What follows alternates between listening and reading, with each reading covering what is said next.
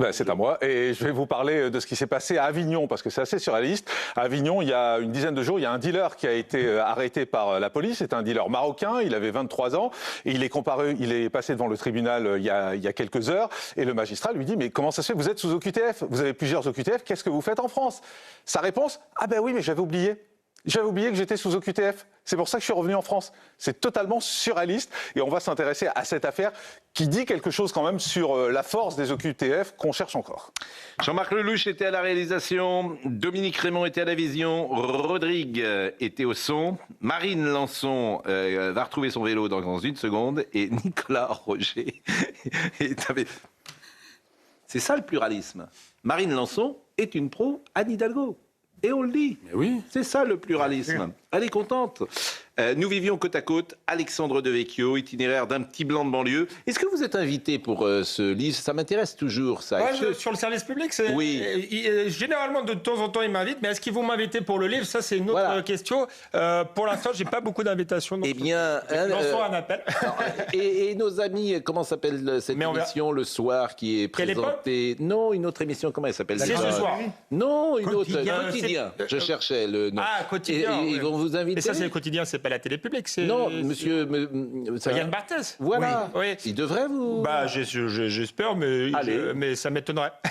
Voilà. Comme ils nous regardent beaucoup, on les salue parce que tous les soirs, ils nous font un petit... Si vous voulez un petit résumé de notre émission le soir, écoutez nos amis quotidiens parce que vous avez le droit à un petit mélange. Un petit mélange. Donc, c'est tous les soirs.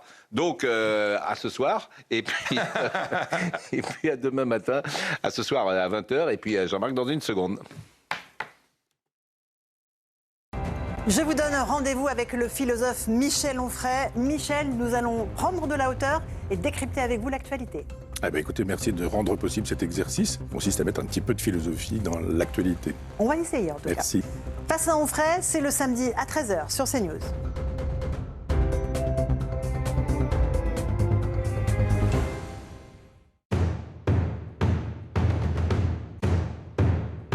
Avec les portes blindées Torchman Metal. Votre sécurité en toute sérénité. Pour acheter des pièces d'or et des lingots d'or sans commission, sans taxe, rendez-vous sur www.bdor.fr. L'agence BDOR, partenaire de votre nouvelle épargne. On cherche des gens qui ont du mental. C'est ça qui est important. Voulez-vous mesurer ce que la vie offre de plus dangereux?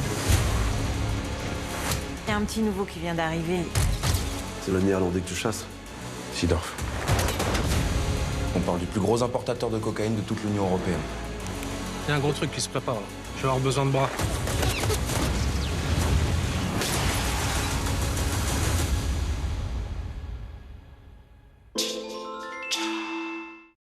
Pour acheter des pièces d'or et des lingots d'or sans commission, sans taxe, rendez-vous sur www.bdor.fr. L'agence BDOR, partenaire de votre nouvelle épargne.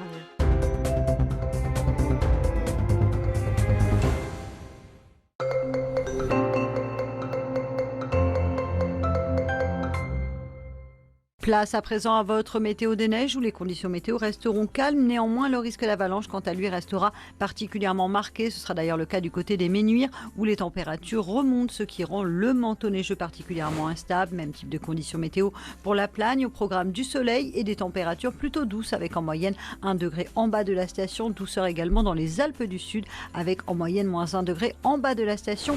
Du côté de Puy-Saint-Vincent, à Champs-Rousse, le beau temps est au rendez-vous, mais la neige devrait faire son retour en fin de semaine. Attention, le risque d'avalanche restera particulièrement marqué sur l'ensemble de ces 3 stations. Votre programme avec BDOR.fr. L'agence BDOR vous propose l'achat de pièces d'or et lingots d'or. L'agence BDOR, partenaire de votre nouvelle épargne.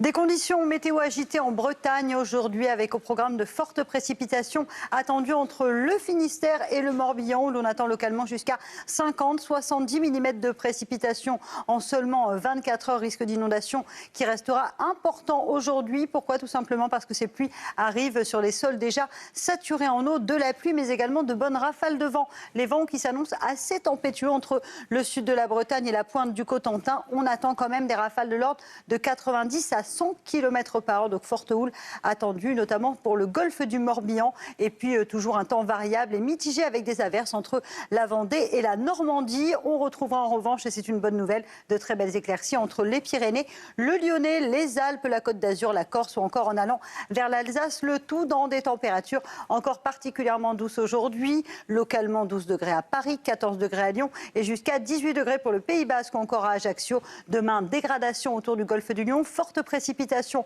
en Méditerranée tout au long du week-end. Le tout dans des températures encore plutôt douces pour la saison, même si elle devrait légèrement baisser.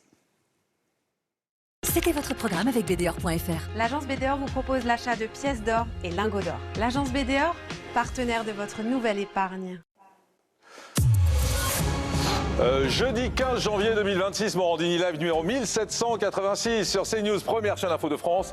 Bonjour et bienvenue en direct. À la une, faut-il s'habituer aux violences et aux dégradations après chaque match de la Coupe d'Afrique des Nations? Visiblement oui, car ce matin, très peu de médias racontent ce qui s'est passé cette nuit dans Paris, où des affrontements ont une nouvelle fois eu lieu quand des supporters s'en sont pris aux policiers sur les Champs-Élysées. Au départ, il s'agissait de fêter la victoire du Maroc face au Nigeria. Mais une fois de plus, les choses ont mal tourné. On y revient dès le début de Morandini Live. Et vous verrez les images de ce qui s'est passé cette nuit avec les affrontements qui se sont déroulés sur les Champs-Élysées, puisque les policiers, une fois de plus, ont été pris pour cible. Cette histoire totalement folle maintenant qui laisse perplexe. Il y a une dizaine de jours à Avignon, le 6 janvier très précisément, un jeune dealer de 23 ans a été arrêté en pleine transaction par les policiers de la BAC qui étaient en planque. Et surprise, les policiers découvrent que le jeune homme est marocain et qu'il a une double interdiction d'être sur le territoire français. Alors que faisait-il là? Eh bien, il a répondu quelques jours plus tard devant le tribunal et sa réponse est folle. Il explique avoir oublié qu'il était sous OQTF. Des propos qui ont déclenché la colère du magistrat. Mais le Marocain maintient, je vous jure, monsieur le magistrat, j'ai oublié. Nous allons en reparler dans cette émission. Ce matin, au palais de justice de Blois, s'est ouvert le procès de Marvin, accusé d'avoir frappé et laissé pour morte sa compagne Chloé, âgée de 24 ans. Et c'est une affaire dans laquelle rien ne va. Il y a des dysfonctionnements à tous les niveaux. Le suspect Marvin, adepte d'un islam rigoriste, défendait l'idée que le Coran autorise l'homme à frapper sa femme. Il a déjà été condamné à 14 reprises, notamment pour des violences sur sa précédente compagne. Et ce n'est pas le seul dysfonctionnement, car Chloé était allée porter plainte contre Marvin pour violence conjugale 2 heures seulement avant d'être agressée. Mais débordé, le major qui l'a reçu lui a demandé de revenir le lendemain. Écoutez la maman de Chloé qui était ce matin chez nos confrères de RTL. Il la fracasse et c'est un truc de fou. C'est un truc de fou. J'en veux à beaucoup de choses. Il aurait fait 3 coups de pied au niveau du crâne. Alors, qu'on ne me dise pas qu'il n'a pas voulu faire de mal, parce que déjà d'une, on ne tape pas. Et de 2, sur la tête, c'est vraiment visé le cerveau, la tête, tout, en fin de compte, l'a tué. Elle ne voit que d'un œil, elle n'a plus de goût, plus d'aura. Et après, elle a le côté énervement, impatience. J'ai peur pour le procès, qu'elle s'agace.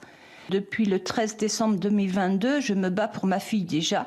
Et en même temps, malheureusement, je veux que justice soit faite, que tout est le maximal niveau peine pour ma fille en premier et en même temps pour malheureusement toutes ces femmes qui sont passées par là et que malheureusement passeront encore par là parce que ça continue et personne n'est écouté. Voilà, témoignage bouleversant de la maman de Chloé qui était ce matin chez nos confrères de RTL. C'est une course-poursuite totalement folle qui s'est déroulée lundi en plein centre de Carcassonne.